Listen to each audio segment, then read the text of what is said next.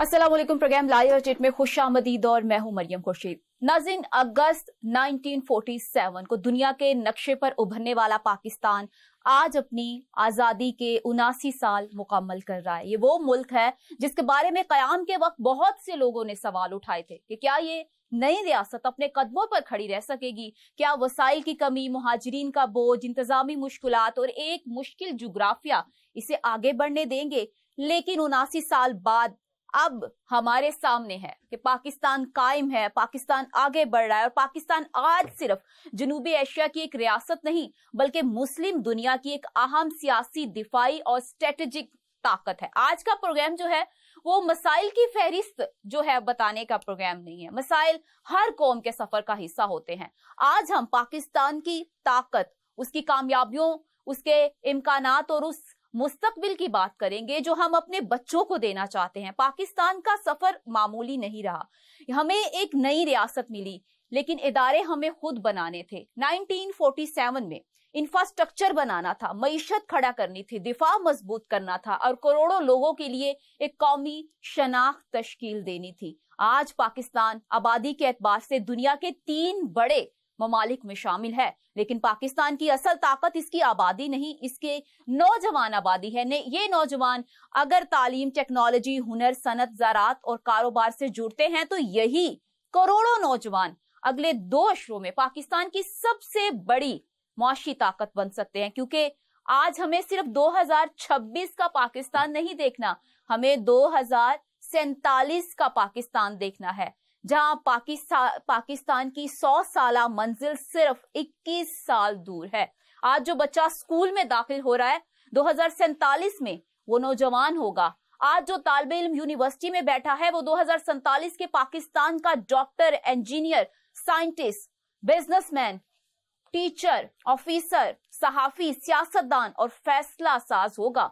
इसलिए पाकिस्तान के अगले 21 साल शायद गुज़श्ता 79 साल से भी ज्यादा अहम है और इस सफर की बुनियाद मौजूद है। ये वो पाकिस्तान है जिसने लिमिटेड रिसोर्सेज के बावजूद दुनिया की 7वीं एलानिया जोहरी ताकत बनकर अपने दिफा को नाकाबिले तस्खीर बनाया। ये वो मुल्क है जिसकी फौज कई दहाइयों से दहशतगर्दी के खिलाफ दुनिया की मुश्किल तरीन जंगों में से लड़ती आई है। ये वो कौम है जिसने जल्जले देखे, सैलाब देखे, दहशतगर्दी देखी, मुआशी बहरान देखे, सियासी बहरान देखे, लेकिन हर मर्तबा दोबारा खड़ी हुई और आज पाकिस्तान की खारजा पॉलिसी का दायरा भी वसी हो रहा है। चंद रोज पहले मक्का मुकरमा में पाकिस्तान, सऊदी अरब और तुर्किया ने मुश्तरका दिफाई मुआहिदा किया। एक तरफ पाकिस्तान मुस्लिम दुनिया की वाहिद एटमी ताकत और एक बड़ी पेशा वाराना फौज, और दूसरी तरफ तुर्किया नेटो के दूसरी बड़ी फौज रखने वाला मुल्क जो दिफाई टेक्नोलॉजी, ड्रोन्स और जदीद हथियारों में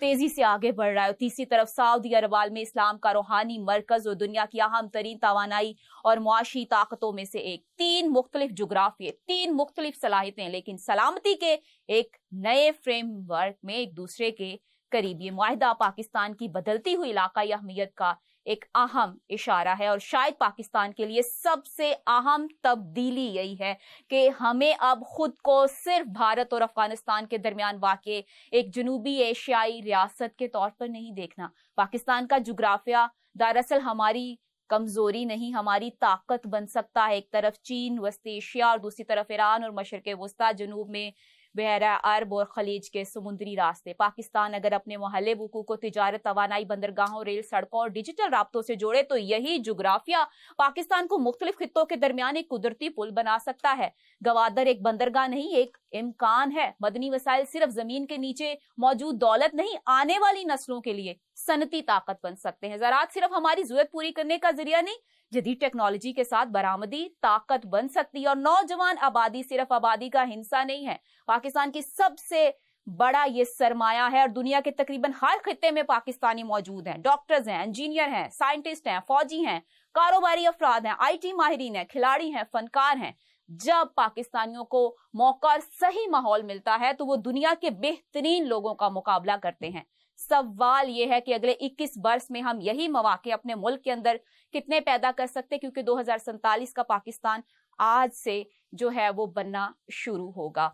इन सारी चीजों पर बात करने के लिए हमें ज्वाइन किया है, स्टूडियो में हमारे साथ मौजूद है मुजम्मल इकबाल हाशमी मरकजी तर्जुमान है पाकिस्तान मरकजी मुस्लिम लीग के, गयूर तिरमिजी साहब हैं, तजियाकार हैं,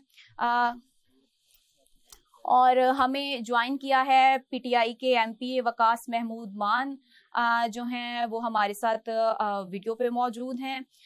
सबसे पहले मैं वकास साहब की तरफ आना चाहूंगी। वकास साहब बहुत शुक्रिया आपके टाइम का।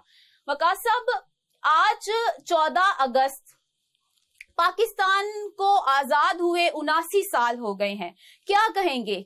आज हमें इन सारी चीजों से, लड़ाइयों से, झगड़ों से, ऑपोजिशन पार्टीज, कुर्सी, इन सारी चीजों से हटकर आज हमें पाकिस्तान के मसाइल पर बात नहीं करनी, आज हमें बात करनी है कि इस पाकिस्तान ने हमें दिया क्या कहेंगे?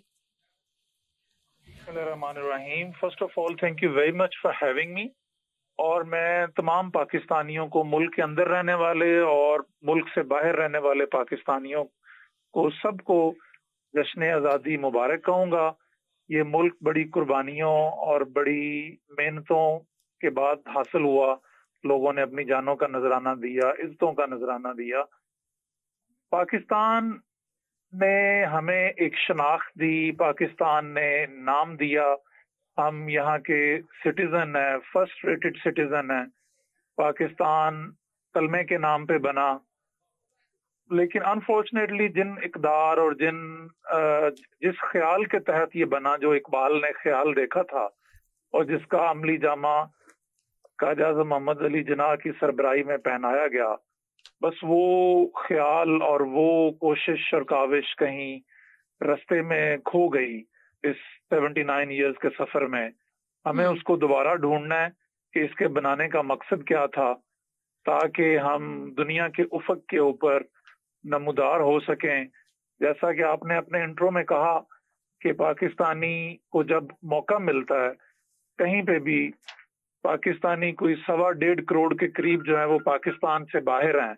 मैं खुद यूके रहा हूँ 15-16 साल, और जब जहाँ हमें मौका मिलता है और फेयर अपॉर्चुनिटी मिलती है, तो पाकिस्तानियों ने हर मैदान में, नोबेल प्राइज से लेके हर मैदान में अपने झंडे गाड़े हैं। लेकिन इस मुल्क में हमें अगर निज़ाम इंसाफ कायम हो जाए, रूल ऑफ लॉ हो और रूल ऑफ लॉ मुयस्सर आए हर फील्ड में, तो मैं नहीं समझता कि हम कामयाबी हमारे कदम ना चूमे। हम बड़े होनहार, बड़े काबिल, बड़े मेहनती लोग हैं। जरूरत इस अमर की है कि यहाँ पे आपको फेयर अपॉर्चुनिटी मिले और आपका जो है वो निज़ाम इंसाफ कायम हो, तो मेरे ख्याल में कोई वजह नहीं है कि पाकिस्तान तरक्की ना कर सके। ये एक सादा सी बात है। बिल्कुल सही कहा, और इंशाल्लाह हम तरक्की करेंगे। मुजम्मल इकबाल साहब, बहुत शुक्रिया आपके टाइम का। मुजम्मल इकबाल साहब, मुझे ये बताइएगा कि पाकिस्तान जब 1947 में बना, उस टाइम हमारे पास लिमिटेड रिसोर्सेज थे, इदारे जो थे वो नए थे, इंफ्रास्ट्रक्चर उस तरह का नहीं था। आज 79 ईयर्स के बाद अगर हम देखें तो पाकिस्तान को कहाँ खड़ा हुआ देखते हैं? बिस्मिल्लाहिर्रहमानिर्रहीम। पहले तो जी आपका बहुत शुक्रिया कि आपने आज के दिन दावत दी है। यकीनी तौर पर मैं इस पे पूरी कौम को यौम आज़ादी की मुबारकबाद देना चाहूँगा, और साथ में ख़ास तौर पर आपके प्रोग्राम के तवस्सुस से अपनी नौजवान नस्ल को ये कहना चाहूँगा कि अगर आपने पाकिस्तान को समझना है कि पाकिस्तान का मुस्तकबिल क्या होगा, तो आपको 1947 और उसके इर्दा गिर्द के सालों में वापस जाना होगा। ये जो हमारे साल थे, इन सालों में एक नौज़ायदा ममलिकत थी, मुहाजिरीन थे, सनतें नहीं थी, कोई ज़रई तरक्की हमारे पास मौजूद नहीं थी, रॉ फॉर्म में और सब कुछ जो भी था वो हमारे पास रॉ मटेरियल था। फिर उसके बाद हमारे पास कोई ऐसी क़यादत भी मौजूद नहीं थी जिसको हुकूमत का तजर्बा हासिल हो, जो हुकूमत करने की सलाहियत रखती हो। हमने तकरीबन 1 सदी के लगभग गुलामी में गुजारा था, और इस 1 सदी में उन्होंने हमारी हर चीज को बदल के रख दिया। लिहाजा पाकिस्तान का बनना और उसके बाद पाकिस्तान का आगे चल जाना, सबसे ज्यादा इम्पैक्ट हमारे कल्चर पे हुआ था जी। हर चीज बदल गई, हमारी तालीम, हमारा कल्चर, हमारा रहन सहन, हमारी समाजी रवैये, हर चीज को उन्होंने बदल दिया। तो ऐसे माहौल में ये पाकिस्तान बना, और इस पाकिस्तान के बनने के बाद फिर इस कौम ने आगे जब बढ़ना शुरू किया, तो वो आगे बढ़ने का अमल जो है حقیقت بات یہ ہے کہ جب ماضی میں پیچھے پلٹ کے دیکھتے ہیں تو آج ہم اس سے بہت آگے کھڑے ہیں. جب ہمارا نوجوان اس ماضی کے ساتھ اپنے آپ کو ریلیٹ کرے گا اور آج دیکھے گا تو اسے ایک بڑا منفرد، ایک بڑا آگے بڑھا ہوا پاکستان نظر آئے گا. خاص طور پر اس وقت میں جب آپ کہہ لیں کہ ہم دنیا کی امیدوں کا مرکز ہیں، مسلم دنیا ہماری طرف دیکھ رہی ہے، دفاعی اعتبار سے ہم بہت زیادہ مضبوط ہیں، ہم نے اپنے دشمنوں کو ناکو چنے چبوائے ہیں. ہمارا دشمن جو یہ سوچا کرتا تھا کہ کسی بھی لمحے وہ پاکستان کو ختم کر کے رکھ دے گا، آج اس کی یہ امیدیں دم توڑ چکی ہیں، وہ اس سارے عمل سے مایوس ہو چکا ہے. آج کیفیت یہ ہے کہ ہم بحیرہ عرب سے لے کے ہم بحیرہ روم تک موجود ہیں. یہ جو تازہ معاہدہ ہوا ہے پاکستان کا سعودی عرب کے ساتھ اور ترکی کے ساتھ، اس کا مطلب یہ ہے کہ آپ اس وقت ایک بر اعظم نہیں، آپ 3 بر اعظموں کو ڈیل کرنے کی صلاحیت حاصل کر چکے ہیں. بالکل. تو اتنی بڑی صلاحیت کا حاصل کرنا اور ایک ملک کا اس انداز میں آگے بڑھ جانا، میں سمجھتا ہوں کہ یہ اللہ تعالیٰ کا ایک معجزہ ہے اور اس میں اللہ تعالیٰ نے ہمارے اوپر ایک بہت بڑا احسان کیا ہے. لہذا میں اپنے نوجوانوں سے یہ کہوں گا کہ آئیں اس وقت ہم کچھ اور سوچیں، اور وہ اور سوچنا کیا ہے کہ ہمارا نوجوان یہ بات دیکھے کہ اب ملک کو آگے لے کے چلنے کے لیے ہمیں کیا چاہیے. بالکل، جو ہونا تھا وہ ہو چکا. اب اس پہ رونا دھونا اور ان ناکامیوں کا رونا کہ ہمارے ساتھ کیا ہو گیا، اس سے نکل کر اب ہمیں آگے سوچنا چاہیے. میں یہ سمجھتا ہوں کہ ناکامیوں کو دیکھا جائے لیکن رونا نہ رویا جائے، بلکہ سبق حاصل کیا جائے اور سبق حاصل کرتے ہوئے ہم آگے بڑھیں. اس وقت 2 بڑے پوائنٹس ہیں جس کی طرف ہمیں دیکھنا ہے. ایک، ہمارے پاس نوجوانوں کی بہت بڑی آبادی ہے. اس آبادی کو ہم نے کیسے انگیج کرنا ہے، ملک کی ترقی کے لیے کیسے استعمال کرنا ہے. اس میں یہ سمجھتا ہوں کہ 2 چیزیں تو ملک کے اندر ہمیں کرنی پڑیں گی. ایک، ہمیں اپنی زراعت کو جدید خطوط پر استوار کرنا پڑے گا، اور دوسرا، ہمیں صنعتی ترقی کے لیے ایک جامع لاہ عمل تیار کرنا ہوگا. اسی طرح سے جو ہمارا نوجوان ہے اس میں سے جو ملک کے اندر استعمال کیا جا سکتا ہے وہ ملک کے اندر، کیونکہ ہمارے پاس ایک بڑی آبادی ہے تو ہم انہیں فنی تربیت دیں، ہم انہیں سافٹ ویئر کی تربیت دیں، AI کی ٹریننگ دیں، اور ان نوجوانوں کو ہم ہنرمند بنا کے دنیا کی طرف روانہ کریں. یہ جو بڑے آبادی والے ملک ہیں ان کو ایسا کرنا پڑے گا. اس میں پاکستان مرکزی مسلم لیگ یہ بات سمجھتی ہے کہ ہمیں اپنا کوئی 25 سالہ ایک ایسا منصوبہ تشکیل دینا چاہیے جو ہماری اکانومی کو ایڈریس کرے، جو ہماری صنعتی ترقی کو ایڈریس کرے، جو ہماری زراعت کو ایڈریس کرے، اور ہمارے نوجوانوں کو وہ ایک ترقی پسند سوچ کے ساتھ آگے لے کے چلنے کی صلاحیت رکھتا ہو. اگر ایسا ہو گیا تو آپ یقین جانیں ملک بہت آگے بڑھے گا. آپ کی پارٹی کا یہی ایجنڈا ہے؟ جی، ہمارا یہ ایجنڈا. ہم یہ سمجھتے ہیں کہ ہمیں آگے نکلنا چاہیے اور کام کرنا چاہیے اس وقت. اور ملک کو پیچھے جو ہو چکا ہے اب اس کا ہمارے پاس کوئی علاج نہیں ہے. جو آگے بڑھنا ہے وہ آگے بڑھنا اسی صورت میں ہے کہ ہم اپنے نوجوان کو موٹیویٹ کریں، اسے حوصلہ دیں، اور اس کو اس بات کے لیے تیار کر دیں کہ ہمارا نوجوان یہ بات سمجھ لے کہ میں اگر اپنے ملک کے لیے پازیٹیولی استعمال ہوں گا تو میں آگے بڑھ جاؤں گا. اس وقت ہمارے نوجوان میں مایوسی پیدا کی جا رہی ہے، اس کے اندر لسانی اور صوبائی تعصبات کو کھڑا کیا جا رہا ہے، اور اسے ملکی جو معاملات ہیں ان سے مایوس کیا جا رہا ہے. اس سے ہمیں اپنے نوجوان کو بچانا ہوگا. ہمارے پولیٹیشین کو یہ بات سمجھنی ہوگی اور ان نوجوانوں کو ملک کی ترقی کے اندر ہمیں پورے طور پر استعمال کرنا ہوگا. بالکل. غیور صاحب یہ بتائیے گا کہ جس طرح جو ہیں مزمل صاحب کہہ رہے ہیں کہ ہمیں مین جو فوکس اپنا کرنا ہوگا وہ ہمارے نوجوانوں کی ترقی پر کرنا ہوگا، تو کیا ہم اپنی نئی نسل کو اپنی کامیابیاں ویسے ہی بتاتے ہیں جس طرح جتنی ڈیٹیل کے ساتھ ہم اپنی ناکامیاں بتاتے ہیں؟ بسم اللہ الرحمن الرحیم. سن نیوز کے تمام ناظرین کو پاکستان کا 79واں یوم آزادی مبارک ہو. گزارش ہے، یہ بدقسمتی کی بات ہے کہ ہم صرف اپنی ناکامیوں کا ہی رونا روتے ہیں. ہم نے کبھی بھی اپنے نوجوان نسل کو یہ بتانے کی کوشش نہیں کی کہ پاکستان کے پاس کیا کیا ہے اور پاکستان کیسے دنیا کے اوپر حکمرانی کر سکتا ہے.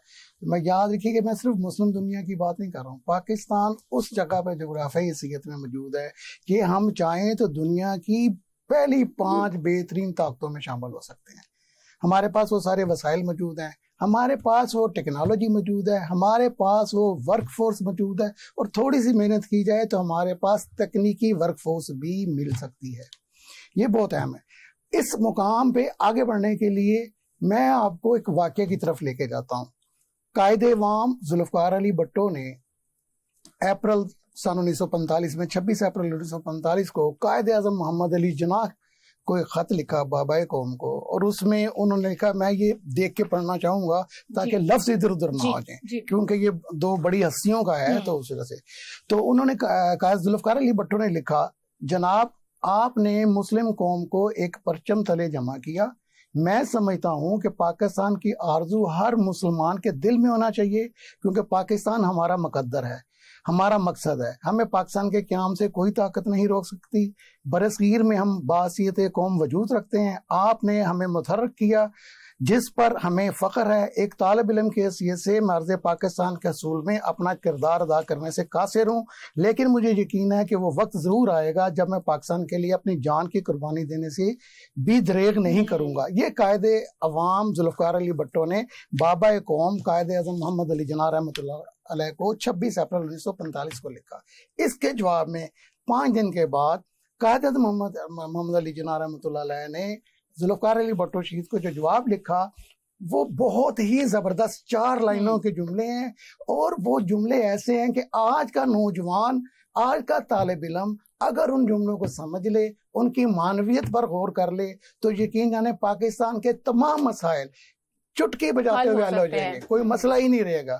قائد اعظم محمد علی جناح رحمۃ اللہ علیہ نے لکھا کہ تمہارا 26 اپریل کا خط پڑھ کر اور یہ جان کر کہ تم مختلف سیاسی تقریبات میں شامل ہوتے رہے ہو, مجھے بہت خوشی ہوئی ہے.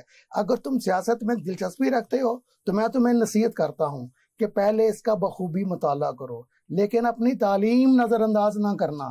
اگر تم ہندوستان کے اور پاکستان کے سیاسی مسائل کا مکمل طور پر مطالعہ کرتے ہو تو مجھے اس بات پر کوئی شک نہیں, تم تعلیم مکمل کرنے کے بعد زندگی کی جدوجہد میں کامیاب فرد کے طور پر داخل ہوگے. یہ ہے وہ بنیادی نقطہ جو ہمارے بابائے قوم نے صرف ذوالفقار علی بھٹو شہید کو نہیں بتایا. یہ وہ تاریخی خط ہے, سمجھ لیں, جسے آج کی 25 کروڑ عوام کے لیے ایک رہنمائی ہے. بے شک ہمیں تعلیم حاصل کرنی ہے, ہمیں تکنیکی تعلیم حاصل کرنی ہے, ہمیں وہ تعلیم حاصل کرنی ہے جو با مقصد ہو. ہمیں با مقصد تعلیم حاصل کرنی ہے, کیونکہ یہ ہمارے بابائے قوم نے ہمیں ایک نصب العین, ایک مشن اور ایک ٹارگٹ کے طور پہ ہمارے سامنے انہوں نے تاریخی طور پہ پیش کر دیا ہے. یہ خط موجود ہے پاکستان کے عجائب گھر میں اور پاکستان کے قائد اعظم میوزیم میں موجود ہے. یہ چیزیں موجود ہیں, تاریخ کی کتابوں میں موجود ہے. یہ قائد, اگر ہم پاکستانی ہیں تو ہمیں اپنے بابائے قوم کی اس نصیحت پہ عمل کرنا ہے, اور اگر ہم اس نصیحت پہ عمل کرتے ہیں تو آپ یقین جانیے کہ چند سالوں میں, 5 سال 10 سال میں ہم اس مقام پر ہوں گے کہ دنیا ہمیں فخر سے دیکھے گی کہ پاکستان کہاں سے اور کہاں پر پہنچ گیا ہے. بالکل, لیکن یہ کون سی ایسی چیز ہے کہ اس نصیحت کو ہم ٹوٹلی اگنور کر کے, اور ہمیں جو مسائل پیش آئے ان تمام جو اس جرنی میں, کہ ہم نے اس نصیحت کو اگنور کیا اور اس پہ فوکس نہیں کیا, اور جو پھر اس کی وجہ سے سچویشن بنی اور حالات جو بنے اور جس کا نتیجہ ہم نے بھگتا, اور ہم نے آج جسٹ پھر ان خامیوں پہ بات نہیں کرنی, لیکن ایشو کہاں پہ آیا؟ ہم نے با مقصد تعلیم سے دوسری طرف ہمارا رخ مڑ گیا. ہم لوگوں نے بدقسمتی سے پاکستان, شاید میں ہمارے ناظرین کو یہ بتانا چاہوں کہ سن 1990 تک بھی پاکستان کی کرنسی انڈیا سے اور چائنا سے بھی بہتر تھی. 5 سالہ منصوبہ, ترقیاتی منصوبہ پاکستان کے وزیر خزانہ ڈاکٹر محبوب الحق نے شروع کیا تھا, اور اس کو جنوبی کوریا کے لوگ آئے اور انہوں نے اس کا سٹڈی کی, اور جنوبی کوریا کے حساب سے امینڈمنٹ کروا کے ڈاکٹر محبوب الحق سے جنوبی کوریا میں گئے. یہ سن 1967 کی بات ہے, 67 کی. آج دیکھ لیں جنوبی کوریا کہاں ہے اور ہم کہاں ہیں. ہماری تعلیم میں بدقسمتی کی بات ہے, تعلیم کے اندر انجینئرنگ اور میڈیکل کے اسٹوڈنٹس کے اندر بھی وہ مضامین داخل کر دیے گئے ہیں جن کی اس زمانے میں کوئی حیثیت نہیں ہے. جو گھر میں پڑھنے والے مضامین بھی تھے وہ بھی شامل کر دیے گئے. ہم لوگوں نے ہماری تعلیم میں اب آ کے کچھ بہتری ہونی شروع ہوئی ہے, اور کچھ نظام چینج ہوا ہے, ورنہ جس زمانے میں ہم اسٹوڈنٹ تھے ہمیں تو کچھ پتہ بھی نہیں ہوتا تھا. سیدھا ایک 9th-10th تک تو سارا کچھ یہ سارے مضمون پڑھنے پڑتے تھے, اور ایف ایس سی میں گئے, اور اس کے بعد پھر ہمیں کچھ نہیں پتا, ایف ایس سی میڈیکل کی, اور اس کے بعد صرف MBBS سی اور کچھ نہیں تھا. اب تو کافی چیزیں ڈیولپ ہو گئی ہیں. ہاں, اب یہ چیزیں جو ڈیولپ ہوئی ہیں, نئی تعلیم میں کچھ سلسلہ ہوا ہے. اگر ہم ابھی بھی ہم 0.8% اپنا تعلیم پہ خرچ کرتے ہیں, پاکستان کے کل بجٹ کا صرف 0.8% ہے, ریکمینڈڈ 4 to 6% ہے. 4 to 6% ہے. اگر ہم 4 to 6% نہیں بھی کر سکتے, ہم یہ کیپیسٹی پیمنٹ جو IPPs کو ہم دیتے ہیں, ہر سال ہم دیتے ہیں, یہ 2.6% ہے. جی, اگر ہم انہی سے جان چھڑا لیتے, ان جیسے منصوبوں سے جنہوں نے پاکستان کا ناک میں دم کیا ہے, 25 کروڑ عوام کو تباہ کر دیا ان IPPs کے چکر میں, اسی قسم کے منصوبوں نے, اگر ہم اس کو تعلیم پہ لگایا ہوتا, ہم نے سائنس اور ٹیکنالوجی پہ, جس طریقے سے 1974 میں سپارکو نے اپنا پہلا خلائی مشن فضا میں بھیجا تھا, تو اس کو ہم نے ڈیولپ کیا ہوتا, تو آج ہم کہاں پہ ہوتے دنیا میں. آج تو دنیا میں سروائیول کی جو جنگ ہے وہ ہے ہی سائنس اور ٹیکنالوجی پر, ساری وارفیئر اس کی طرف جا چکی ہے. ہم نے اس چیز کو چھوڑا ہے, ہم نے اس چیز کو نظر انداز کیا ہے, ہم نے قائد اعظم کے فرامین کو چھوڑا ہے. قائد اعظم نے جو تعلیم حاصل کرنے کی بات کی تھی وہ سائنس اور ٹیکنالوجی کی بات کی تھی. قائد اعظم نے کچھ اور مضامین کی بات نہیں کی تھی جو ہم پہ ابھی تھوپے جا رہے ہیں اسٹوڈنٹس کے اوپر. آپ اسٹوڈنٹس کے بیگ دیکھ لیں, اسکول بیگ. لیکن غیور صاحب, دنیا جتنی تیزی سے ترقی کر رہی ہے, یہ سب ہماری مجبوری ہے. اگر ہم یہ ساری چیزوں کے ساتھ نہیں چلیں گے, اس ریس میں اس لیول پہ نہیں ہم دوڑیں گے, تو ہم پیچھے, بہت پیچھے رہ جائیں گے, جو کہ آلریڈی ہم ہیں. یہی میں آپ سے عرض کر رہا ہوں کہ سائنس اور ٹیکنالوجی کی جو تعلیم ہے, یہی تو قائد اعظم نے فرمایا تھا. ہم کیا پڑھا رہے ہیں؟ ہمارا کون سا بچہ ہے جو جغرافیہ پڑھ رہا ہے؟ ہمارے بچوں کو تو ارد گرد کا پتہ ہی نہیں پاکستان کے ارد گرد کیا ہو رہا ہے. ہمارے بچوں کو صحیح والی سیاسی تاریخ کب پڑھائی جا رہی ہے؟ ایک مرضی کی تاریخ پڑھائی جا رہی ہے, ایک خاص نظریے کے تحت پڑھائی جا رہی ہے. ہم کب پیدا کر رہے ہیں قابل انجینئرز, ڈاکٹرز؟ ہمارے 79 ایئرز میں سائنس اور ٹیکنالوجی میں ڈاکٹر جو ہمارے PhD تھے فزکس والے, اب ڈاکٹر عبدالسلام, ڈاکٹر عبدالسلام کے علاوہ کون سا ایسا بندہ ہے جو سائنس اور ٹیکنالوجی میں آگے ہے؟ ایک بھی شخص نہیں ہے سائنس اور ٹیکنالوجی میں, ایک بھی شخص آگے نہیں آیا. ہمارے یہاں پہ HEC ایڈمیشنز کے لیے بیرون ملک یونیورسٹیوں میں ایڈمیشنز کے لیے اسکالرشپ دیتی تھی. بالکل صحیح کہہ رہے ہیں غیور صاحب. آج ہم نے ایشوز پہ بات نہیں کرنی, آج ہم نے سولوشنز پہ بات کرنی ہے. ایشوز جو ہونے تھے ہو گئے, ان ایشوز سے اب ہم نے سیکھنا ہے کہ آگے اب ہم نے کیا کرنا ہے. ہمارا سولوشن صرف اور صرف تعلیم ہے. بالکل. یہاں پہ بریک کا ٹائم ہوا ہے, بریک کے بعد واپس آتے ہیں, یہیں سے باتوں کا سلسلہ دوبارہ سے شروع کرتے ہیں. ٹیک اے شارٹ بریک.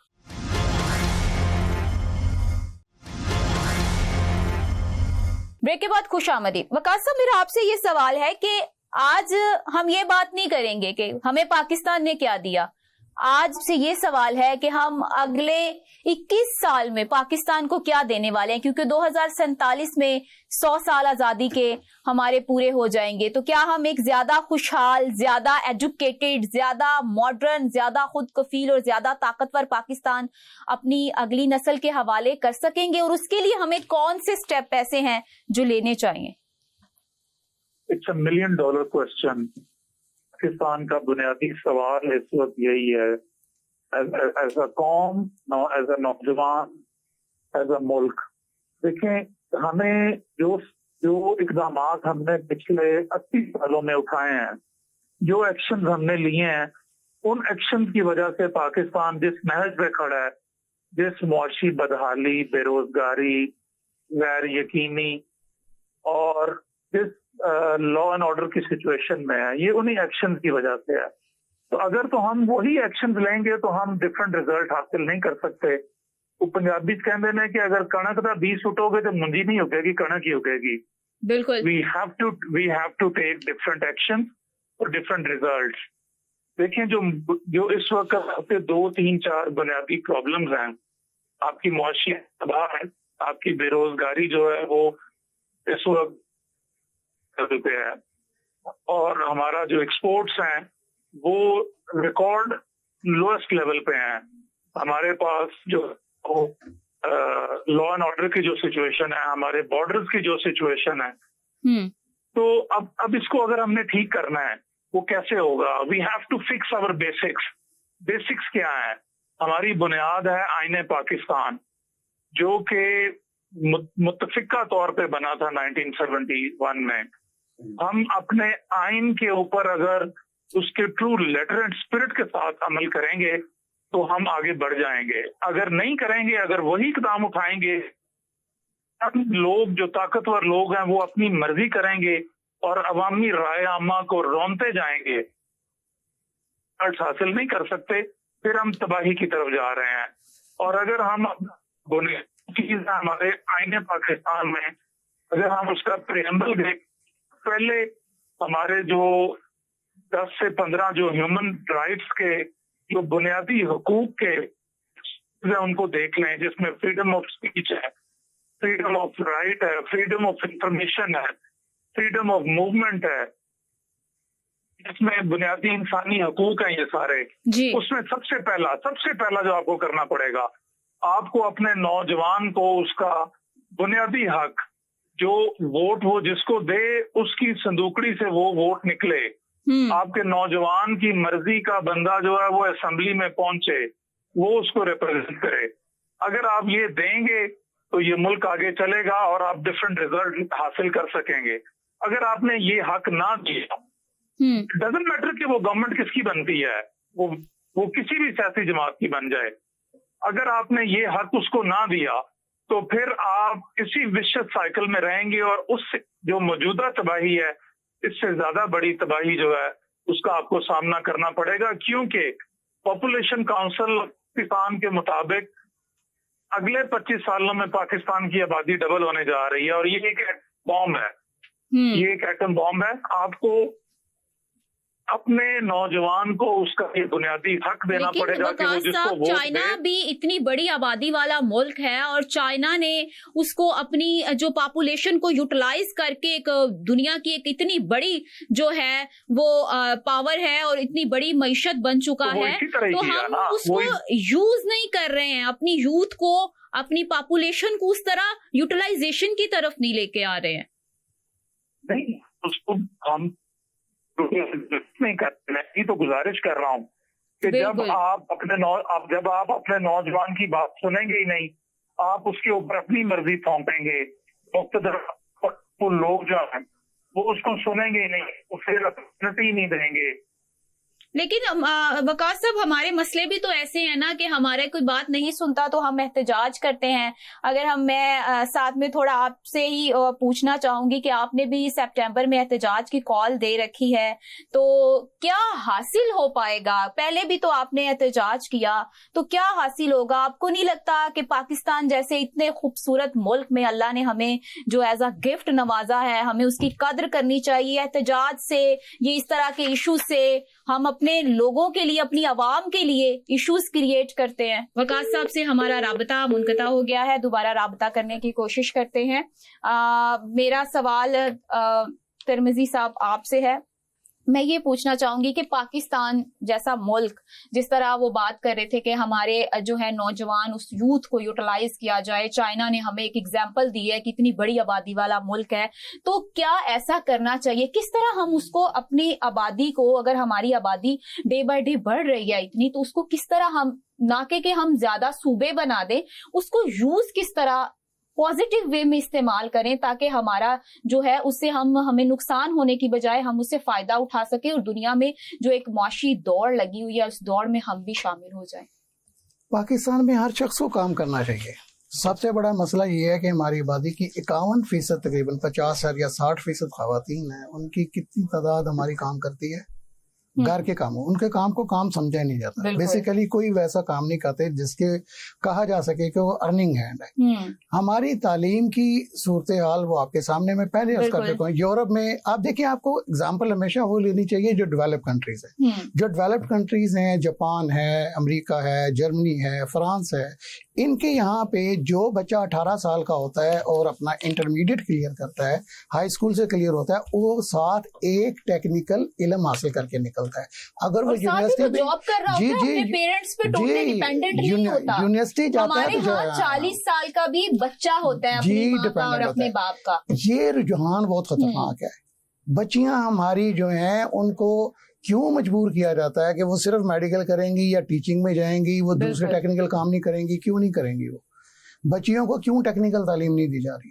ہمارے سلیبس میں ٹیکنیکل تعلیم ہمارا ایک سبجیکٹ کیوں نہیں پڑھایا جاتا؟ ہر بچے کو اس کے مزاج کے مطابق آپ پڑھائیں، وہ کم از کم انٹرمیڈیٹ یا ہائی اسکول جب کلیئر کرے تو اس کے بعد اس پوزیشن میں ہو۔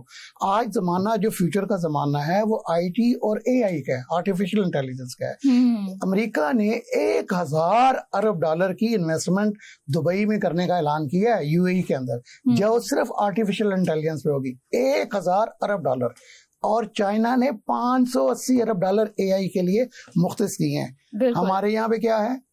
ہمارے یہاں پہ اے آئی کے نام کے اوپر وہ صرف بارڈس اور جو ٹراٹس ہوتے ہیں وہ سکھائے جاتے ہیں۔ ہمارے یہاں پہ کتنے بندے ہیں جو اے آئی کی بیک اینڈ پہ کام کر سکتے ہیں؟ ہماری یونیورسٹیز کے اندر جو سلیبس ہے وہ پیتھیٹیکل ہے، وہ سارے کی ساری چیزیں۔ ہمارے یہاں پہ ابھی وقاص صاحب بات کر رہے تھے جمہوریت کی، تو گزارش ہے کہ ہمارے یہاں پہ جو جمہوری کلچر موجود ہی نہیں ہے۔ ہم نے اپنے لوگوں کی، اپنے سیاسی ورکرز کی ٹریننگ کب کی ہے؟ ہمیں بہت زیادہ زور دینا ہے سول سوسائٹی کی انہانسمنٹ پر۔ ہماری سول سوسائٹی بڑھے گی تو اس کے بعد ہمارے یہاں پہ جمہوری کلچر آئے گا۔ اور وہ کیسے آئے گا؟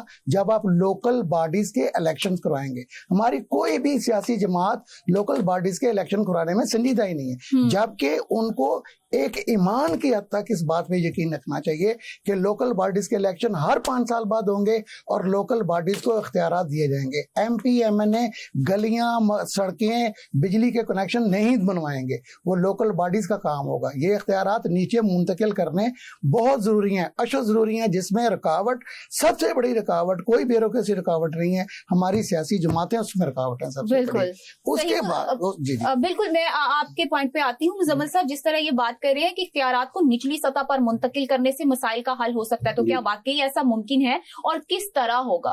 جی، میں اس میں سب سے پہلے تو وقاص صاحب نے جو بات کی تھوڑا اس کو آگے لے کے چلوں گا۔ میرا یہ خیال ہے کہ اس وقت اگر ہم اپنی آزادی کا دن منانے جا رہے ہیں، کچھ اپنی غلطیوں پر ہمیں غور کر لینا چاہیے۔ بالکل، سب سے پہلی غلطی تو یہ ہے کہ میرا خیال ہے کہ ہم قوم سے جھوٹ بولتے ہیں، اور ایک حدیث ہے جس کا مفہوم اس طرح سے ہے کہ وہ بندہ جو لوگوں سے ان کے مال اور جان کے بارے میں جھوٹ بولتا ہے وہ جنت میں نہیں جائے گا۔ تو کیا ہمارے پولیٹیشین نے ایسا نہیں کرنا کہ اس کو جنت چاہیے؟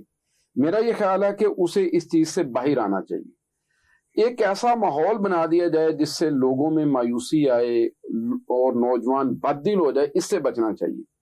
اگر 2024 کے الیکشن کی چوری غلط ہے تو 2018 کے الیکشن کی چوری بھی غلط ہے، اور اس سے پہلے بھی جو ہوتا رہا ہمارے سب سیاستدانوں کو۔ لیکن مزمل صاحب، جب سے پاکستان بنا ہم یہی سنتے آ رہے ہیں کہ اس نے میرا ووٹ چوری کر لیا، یہاں پہ دھاندلی ہو گئی، یہاں پہ انتخابات میں یہ مسئلہ ہو گیا، انٹل کہ وہ جیت نہیں جاتے۔ میں یہی بات آپ سے کہہ رہا ہوں کہ سب لوگوں کو اس وقت ایک خاص جو خول ہے اس سے باہر آ جانا چاہیے، اور عوام کے ساتھ مل کے ہمیں آگے بڑھنے کی پلاننگ کرنی چاہیے۔ یہ پاکستان کی ترقی کا راستہ ہے۔ مثلاً اس وقت کچھ لوگ ہیں جو میڈیا پہ بیٹھ کے پوری قوم کو جھوٹ کی طرف لے کے جا رہے ہیں۔ کل ایک بندے نے کہہ دیا جی خان صاحب فوت ہو چکے، اب اس کے اوپر کوئی بندہ سوچنے کے لیے تیار نہیں کہ نوجوانوں کو کس ہمت میں لے کے جایا جا رہا ہے، اور اس سے ہمارے خیال دلانا اور خبر کو ویریفائی نہ کرنا، یہی تو ایشو ہے سوشل میڈیا پہ اس طرح کی۔ میں یہ سمجھتا ہوں کہ قومیں کبھی بھی روپے پیسے سے آگے نہیں بڑھتی۔ 1985 میں جنوبی کوریا میں 1,00,000 میں سے 9 لوگ، جب یہ وہاں پہ مہنگائی بھی تھی، بے روزگاری بھی تھی، ترقی بھی نہیں تھی، 1,00,000 میں سے 9 لوگ خودکشی کرتے تھے۔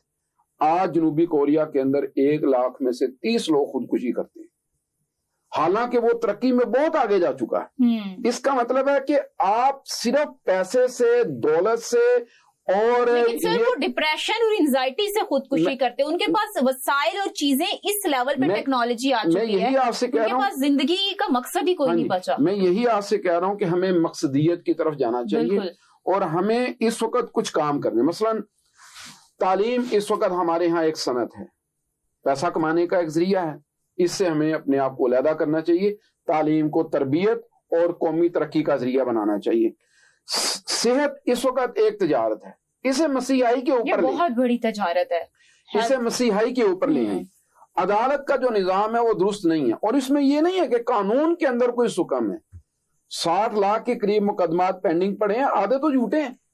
تو ہمیں بحیثیت سیاستدان اپنی قوم کی تربیت کرنی ہے، اپنے آپ کو سیدھا لے کے چلنا ہے، اور ہم سب کو ایک بات دیکھنی ہے کہ کہیں ہمارے کسی ایکٹ سے ہماری ریاست اور ہمارا ملک جو ہے وہ نقصان سے دو چار نہ ہو.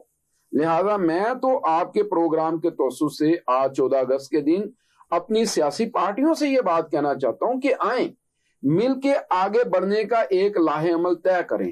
پی ٹی آئی اس وقت یہ بات سمجھتی ہے کہ بھائی ہمارے ساتھ زیادتی ہو رہی ہے. بھئی آپ کے ساتھ زیادتی ہو رہی ہے, کیا آپ نے قومی ڈائیلاگ کا کوئی راستہ اختیار کیا؟ کیا باقی سیاسی جماعتوں کو اس کے اوپر آن بورڈ لیا؟ کیا آپ اس کے اوپر گفتگو کرنے کے لیے تیار ہیں؟ یہ صرف سوشل میڈیا کا ایک شور ہے. تو ایسے شور سے ہمیں بچ جانا چاہیے.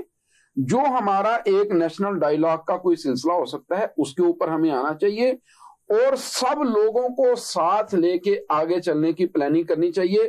ملک کی ترقی کا یہ راستہ ہے, ملک کی خوشحالی کا یہ راستہ ہے. ملک کی ترقی اور خوشحالی کے لیے ضروری ہے کہ سب سے پہلے الیٹ قربانی دے, اور کسی بھی قوم کی جو الیٹ ہے اس میں سب سے بڑا طبقہ اس کی سیاسی قیادت ہوتی ہے. سب سے پہلے سیاسی قیادت قربانی دے اور وہ مفادات سے اپنے آپ کو الگ کرے اور گراس روٹ لیول پہ لوگوں کی جو ضروریات زندگی ان کو وہاں زمر صاحب یہی کہہ کے تو آتے ہیں کہ ہم یہ کریں گے, ہم آپ کو مطلب ایک عام آدمی کے بارے میں سوچیں گے اور ہم وہ الیٹ کلاس والے لیول سے نکل کے گراؤنڈ پہ آ کے ہم آپ کے مسائل حل کریں گے. لیکن وہ تب تک جب تک ان کو ووٹ مل نہیں جاتا. جب ان کو ووٹ مل جاتا ہے وہ اقتدار میں آ جاتے ہیں, کرسی پہ بیٹھ جاتے ہیں, تو یہ ساری چیزیں جو ہیں وہ اگنور کر دی جاتے ہیں. غیور صاحب میرا آپ سے یہ سوال ہے کہ سارے سیاستدان اسی طرح کے جھوٹے وعدے کر کے لوگوں کو پھنسا کے اس طرح لے کے آتے ہیں. ہماری یوتھ کو, ہمارے نوجوان کو اور آنے والے ٹائم میں ہمیں کیا سوچ کے اور کس جو ہے ڈائریکشن میں جا کے اپنا لیڈر کو جو ہے سلیکٹ کرنا چاہیے کہ ہم جو جب سے پاکستان آزاد ہوا ہے ہمیں یہی جھوٹے وعدے, دھوکے, فراڈ اور ایک دوسرے کے سیاستدانوں کی ڈفرنٹ پارٹیز کی آپس میں جو ہے جو ٹسل ہم دیکھتے آ رہے ہیں, اس چیزوں سے ہٹ کے ہمیں کون سی ایسی چیز ہے جو آپ ایک نوجوان کو ایک میسج دے سکتے ہیں کہ اپنا لیڈر چوز کرتے ہوئے اس میں یہ کوالٹیز دیکھو؟ بدقسمتی یہ ہے کہ موجودہ سیاسی قیادت میں کوئی بھی اس قابل نہیں ہے کہ جو نوجوانوں کے لیے ایک صحیح لیڈر کے طور پہ سامنے آ سکے. یہ ہماری بہت بڑی بدقسمتی ہے. ہم جب تک اپنا لوکل باڈیز کا نظام آئیڈیل نہیں بناتے نئی لیڈرشپ نہیں نکلے گی. موجودہ جو لیڈرشپ ہے اس کو بھی اگر ٹھیک کرنا ہے تو لوکل باڈیز کا الیکشن ریلیجیسلی 5 سال بعد ہونے چاہیے. اس کو ایمان کا حصہ بنا کے کرنا ہے آپ نے. جب تک یہ 15-20 سال تک یہ چلیں گے اس میں سے لیڈرشپ باہر نکلے گی, وہ M P M N S بنیں گے جب, اور ہماری عوام کا رویہ تبدیل ہوگا کہ ایم پی ایم این اے سے نالیاں نہیں ٹھیک کرانی, گلیاں نہیں بنوانی, سڑک نہیں بنوانے, پانی کے پلانٹس نہیں لگوانے, یہ لوکل باڈیز کا کام ہے. ایم پی ایم این اے سے قانون سازی کروانی ہے, آئین سازی کروانی ہے, ان کو بڑے مسائل کی جو اصل پارلیمنٹ کا کام ہے وہ کرنے دینا ہے. اس وقت تک یہ مسائل حل نہیں ہو سکتے. ہمارے نوجوانوں کے لیے سب سے بڑا مسئلہ یہ ہے کہ ہماری ایک سمت ہی ڈائریکشن کلیئر نہیں ہے, ہماری اسٹیبلشمنٹ کی, ہمارے مقتدرہ کی, کہ ان کو معلوم نہیں ہے کہ کرنا ہی کیا ہے. پاکستان کو بہت بڑا جو مسئلہ پیش آ رہا ہے وہ آبادی ہے. یہ ایک ایٹم بم ہے, اس کو میں نیوکلیر بم کہتا ہوں, کہ جو آئندہ 21 سال کے بعد ہم جو ہوں گے 40 کروڑ سے بھی زیادہ ہوں گے.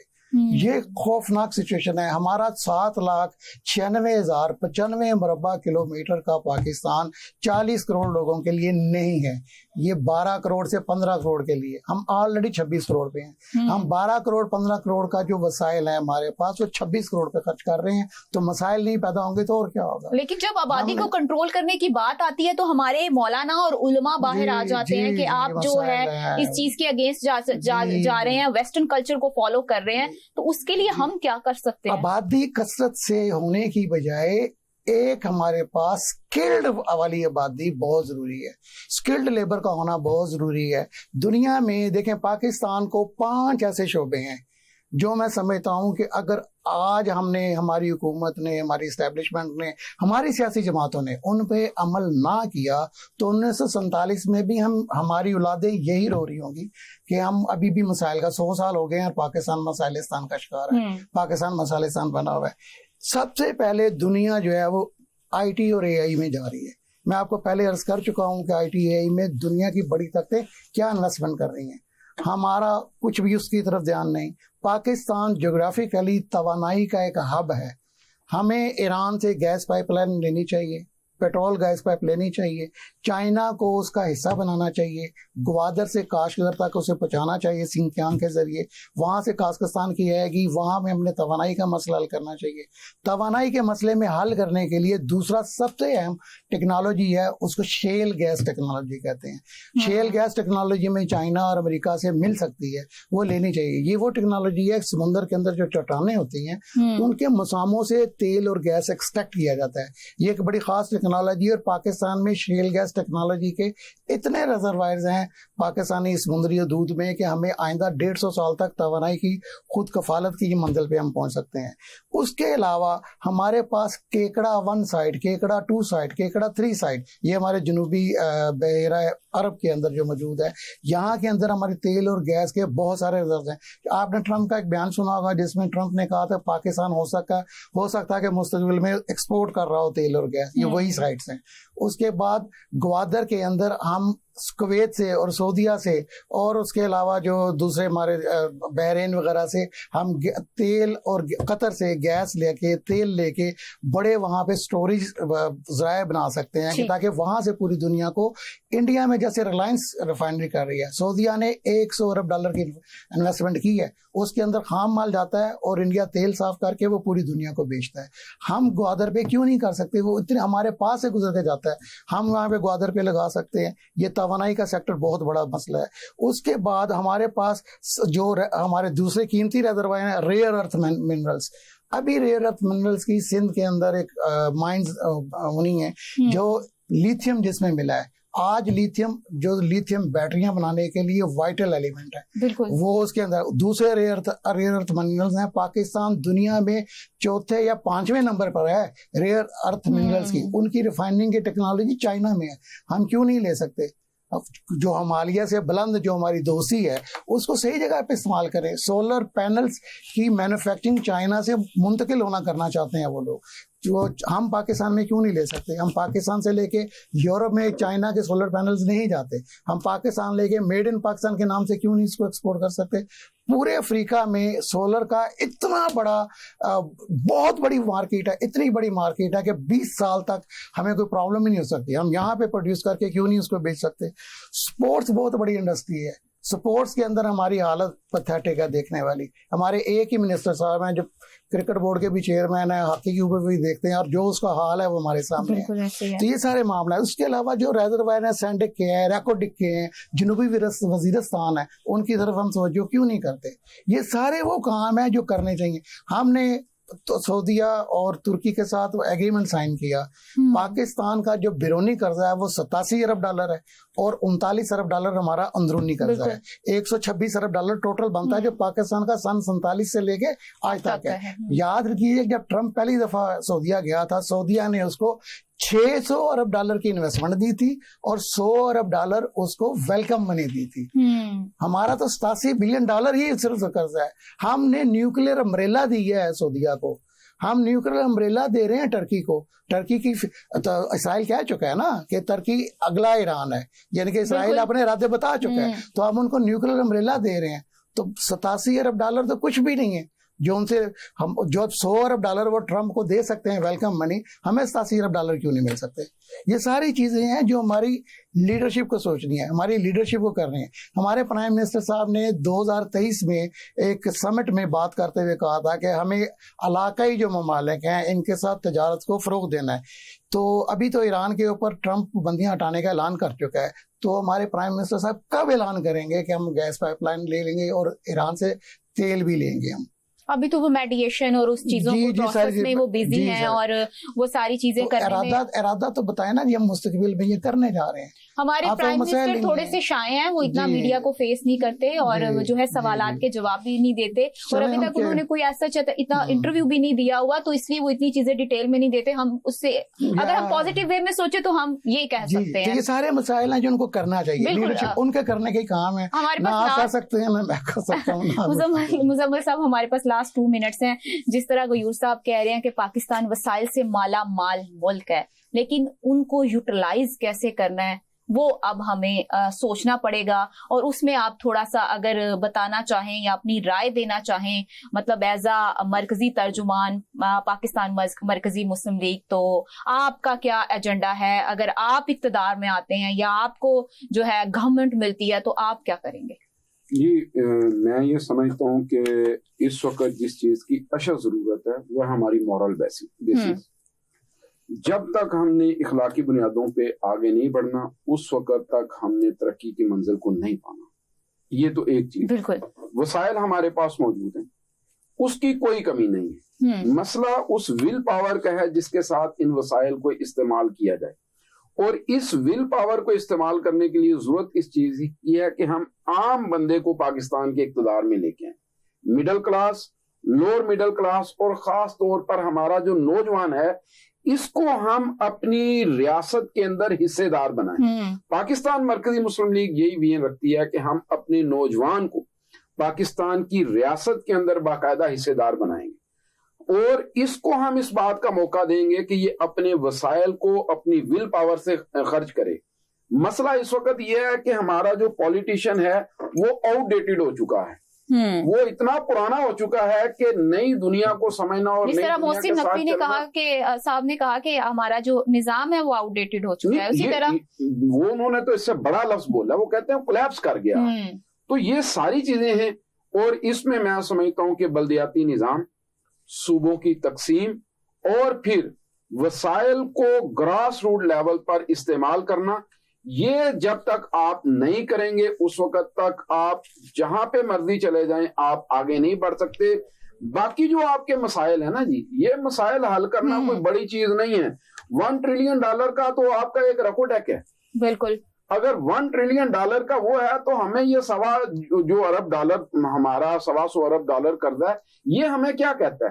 ہماری تو جو ریمیٹنسیز ہیں اگر وہی آتی رہیں صحیح طریقے سے, اور ہماری اکانومی جو اس وقت امپورٹ بیسڈ ہے, ہم اس بات کا تہیہ کیے ہوئے ہیں کہ ہم نے امپورٹ بیسڈ اکانومی کی بجائے ایکسپورٹ بیسڈ اکانومی کی طرف جانا ہے, اپنی ملکی صنعت کو چلانا ہے. یہ پاکستان مرکزی مسلم لیگ کا لاہ عمل ہے کہ ہم ملکی صنعت کو مضبوط کریں گے, ملکی صنعت کو آگے لے کے چلیں گے, اور اس سے ہمارا ملک فلرش کرے گا. اور جو ہماری اللہ پاک آپ کو آپ کے مشن میں کامیاب کرے, ہم دعا کر سکتے ہیں. ناظرین, 79 سال کا یہ سفر ہمیں بتاتا ہے کہ ہمیں ہر مشکل کے باوجود آگے بڑھنا ہے, سنبھلنا ہے, اور دنیا میں اپنی جگہ بنانا سیکھنا ہے. آج اپنی کامیابیوں پر فخر کے ساتھ ہمیں عہد بھی کرنا ہے کہ اپنی صلاحیت نوجوانوں اور وسائل کو پاکستان کی مزید ترقی اور خوشحالی کی طاقت ہے بنائیں گے. یہ وطن ہماری پہچان بھی ہے, ہمارا فخر بھی ہے, اور ہماری ذمہ داری بھی. پاکستان زندہ باد.